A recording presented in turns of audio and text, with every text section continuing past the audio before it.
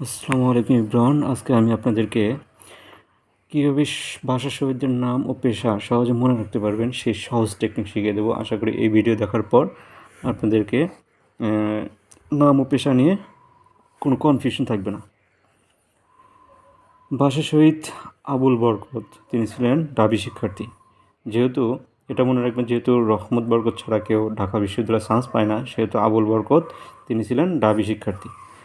আব্দুস সালাম তিনি ছিলেন পিয়ন। এটা মনে রাখবেন যে যে অফিসের পিয়ন সে সবসময় অন্যদেরকে সালাম দেয়। এইভাবে আব্দুস সালাম ছিলেন পিয়ন। আব্দুল জব্বার এটা ছিলেন দর্জি। এটা মনে রাখবেন, বর্গীয় জ, এখানে বর্গীয় জ, এখানে বর্গীয় জ, এই বর্গীয় জ এবার মনে রাখবেন যে আব্দুল জব্বার ছিলেন দর্জি। রফিক উদ্দিন তিনি ছিলেন জগন্নাথ কলেজের শিক্ষার্থী। রফিক উদ্দিন এটা মনে রাখবেন, এখানে দয় দয় আছে, এখানে নয় আছে, তাহলে সেক্ষেত্রে রফিক উদ্দিন ছিলেন জগন্নাথ কলেজের শিক্ষার্থী। শফিউর রহমান তিনি ছিলেন ঢাকা হাইকোর্টের কেরানি।